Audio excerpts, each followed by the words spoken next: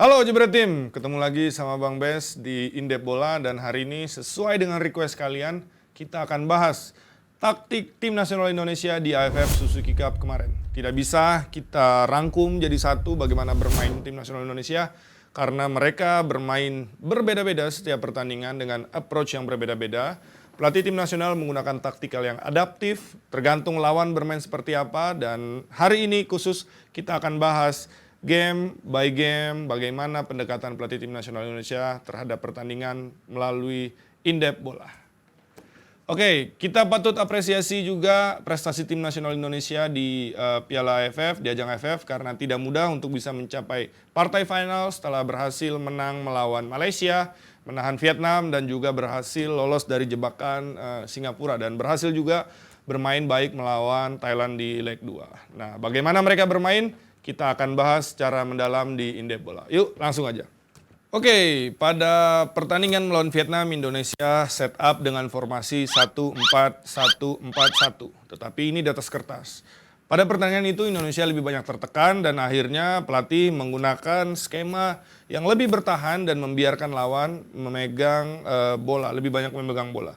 Dan ketika bertahan Indonesia akan berubah menjadi lebih dalam dan bermain di area sendiri.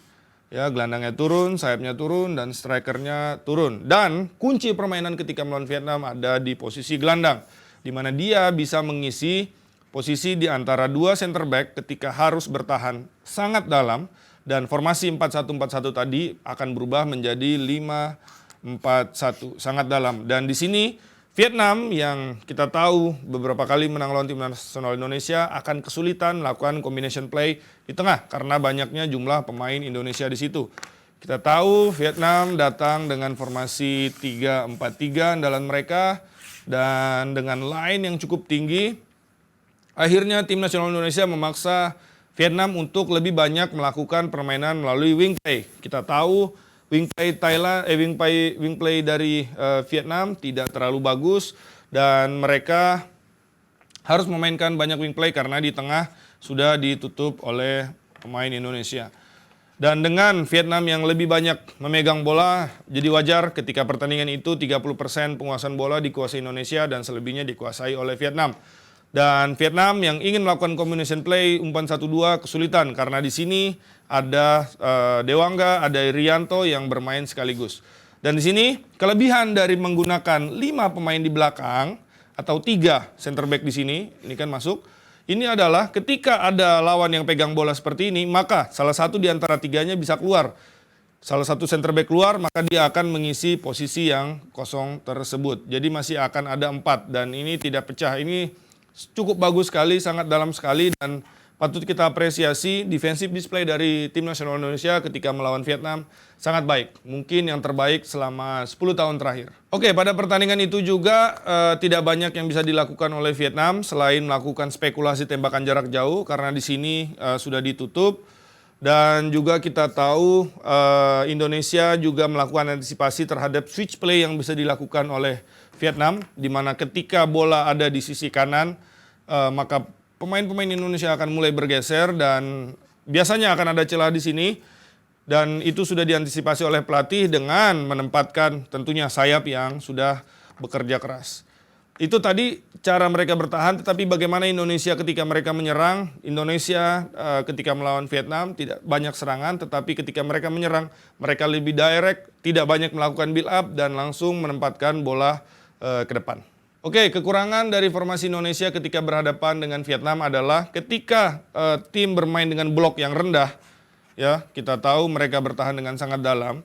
Ketika mereka berhasil regain possession atau mendapatkan bola kembali, mereka akan kesulitan untuk melakukan serangan balik karena terlalu banyak orang di belakang dan banyaknya jumlah pemain lawan di depan. Dan juga dalam formasi ini salah satu kelebihannya adalah jarak antar lini itu sangat rapat. Jadi Vietnam tidak bisa memanfaatkan ruang-ruang yang ada di sini karena ini sudah diisi oleh pemain-pemain Indonesia. Dan menurut saya salah satu pemain terbaik pada hari itu adalah dengan adanya Dewangga dan juga Rahmat Irianto, dan tidak lupa juga Rizky Ridho juga bermain baik saat itu. Dan kalau di atas kertas kita lihat bisa ada sekitar 1, 2, 3, 4 center back yang bermain sekaligus. Ini adalah taktik yang realistis mengingat Vietnam adalah tim yang menyerang dan beberapa kali Indonesia mendapatkan hasil buruk melawan Vietnam dan ini sudah lebih baik daripada sebelumnya. Jika sebelumnya kalah dan sekarang kita bisa mengambil 1 poin yang sangat penting. Oke, mungkin kedepannya yang harus diperbaiki dari strategi ketika melawan Vietnam adalah ketika kita bisa mendapatkan bola mungkin harus lebih baik lagi ketika dalam distribusi bolanya. Lebih sabar dan tidak cepat-cepat ke depan karena kalau misalnya terlalu cepat ke depan akan kerebut lagi dan akan diserang lagi. Jadi mungkin pemain Indonesia lebih sabar, lebih bisa atur tempo dan mungkin kalau tidak memungkinkan melakukan serangan balik karena kalah jumlah, kita tahu kita sudah ditekan, mungkin kita bisa melakukan rebuild up atau organisasi lagi dan melihat kira-kira teman kita atau pemain kita di mana yang kosong.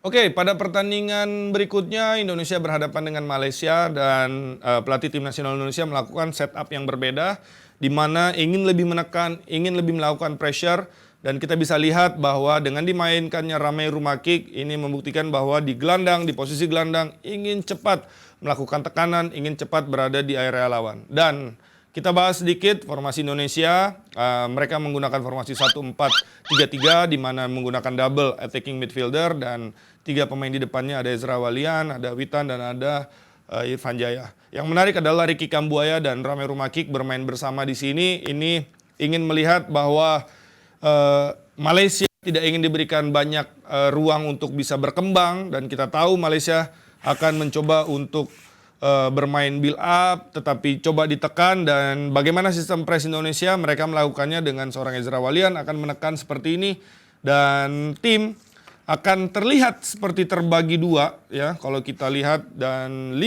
yang bertahan 5 yang menyerang. Tetapi di sini perang penting seorang Ricky Kambuaya di mana dia menjadi orang yang akan bersama Ramai Rumakik orang yang akan melihat kalau misalnya Ezra Walian ingin melakukan pressure terhadap salah seorang center back, maka sayapnya juga akan ikut, sayap yang lainnya ikut, dan gelandang. Ini adalah permasalahan utama. Kalau misalnya striker sudah ngepres dan gelandang tidak ikut, maka akan tercipta ruang di sini.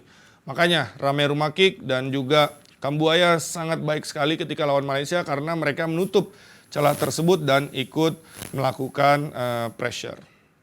Ini membuktikan juga bahwa tim nasional Indonesia yang sebelumnya bermain bertahan melawan Vietnam juga bisa keluar, menyerang dan memanfaatkan kelebaran sayap dan kita lihat beberapa kali gol dari Indonesia juga memanfaatkan speed dari sayapnya dan di sini beberapa kali melakukan bola cutback yang akhirnya bisa diselesaikan oleh orang-orang yang datang dari second line karena back dari Malaysia sudah terpancing dan akhirnya bola bisa diumpan dengan cutback dan akhirnya bisa tercipta gol itu tadi. Mungkin di awal babak agak sedikit tidak terkontrol pressing yang dilakukan oleh tim nasional Indonesia dan akhirnya ada jarak yang bisa dimanfaatkan dan kita lihat proses golnya Malaysia sendiri tercipta ketika Indonesia coba melakukan clearance tetapi tidak melakukan build up dan akhirnya jatuh ke kaki pemain Malaysia. Tetapi seiring berjalannya waktu pressing yang dilakukan oleh tim nasional Indonesia berbuah baik. Akhirnya Malaysia kesulitan untuk bisa melempar bola ke depan karena mereka dilakukan pressure yang sangat baik oleh 5 pemain Indonesia khususnya 3 di depan dan 2 di belakang. Dan akhirnya Malaysia pada babak kedua nggak bisa berkembang, mereka mulai kelelahan dan Indonesia berhasil mengambil kesempatan untuk cetak gol. Nah, pada pertandingan lawan Malaysia sendiri juga masuk seorang Elkan Bagot. Ketika masuknya Elkan Bagot itu posisi udah 2-0. Jadi sistem Indonesia yang tadinya 4-3-3 sedikit berubah menjadi 3-4-3 di sini. Ini untuk memperkuat lini belakang karena kalau misalnya dengan formasi ini ketika bertahan maka akan turun 5. Kita tahu Arhan dan Asnawi sangat kuat dan masuknya seorang Elkan Bagot ini menambah kekuatan di lini belakang tetapi juga ketika posisi set piece dia berhasil cetak gol. Jadi Indonesia ketika lawan Malaysia formasi 4-3-3 ketika unggul 2-1 ya. Terus habis itu masuk Elkan Bagot formasinya sedikit berubah menjadi 3-4-3 ya, luar biasa. Adaptasi dari pelatih tim nasional Indonesia untuk mengunci pertandingan. Oke, pada pertandingan melawan Malaysia juga sangat menarik peran dari 2 fullback Indonesia di mana Asnawi dan Pratama Arhan memainkan role yang berbeda. Kita tahu ketika Indonesia melakukan penyerangan, bola dia ada sisi kanan atau misalnya ada di gelandang, maka Pratama Arhan akan naik overlap full. Tetapi kita lihat dalam fase build up, Asnawi dia lebih tenang dan dia lebih masuk ke dalam untuk membantu Indonesia bisa mendistribusikan bola. Kita tahu juga Asnawi pernah bermain di posisi gelandang bertahan, jadi ini jadi salah satu keunggulan dia. Dan ini sedikit membuat Malaysia out position karena mereka mungkin kebingungan terhadap responsif dari dua fullback Indonesia dan banyak situasi mereka kalah jumlah. Oke, dari pertandingan melawan Malaysia kita dapat ambil kesimpulan bahwa Indonesia berhasil bermain menyerang dengan melakukan pressing atas, center back yang naik, dan juga di sini posisi seorang Witan Sulaiman yang sedikit free roll, sedikit bebas karena dia akan mengikuti striker yang melakukan pressing dan trigger. Dan di sini juga kita nggak bisa lepas dari peran seorang Kambuaya dan Ramai Rumakik yang coba dimainkan dari menit awal untuk bisa memberikan tekanan lebih pada Malaysia. Dan tentunya intensitas yang tinggi itu didapatkan dari hasil latihan yang panjang, persiapan yang panjang, dan juga rotasi yang dilakukan oleh pelatih. Tetap semangat Indonesia, tetap terbang tinggi. Itu tadi Bang Bes dan dari Indep Bola, Jebret Media TV. Jangan lupa saksikan terus Jebret Media TV dan komen di bawah tim mana lagi yang perlu kita bahas soal taktiknya. Ya, terima kasih.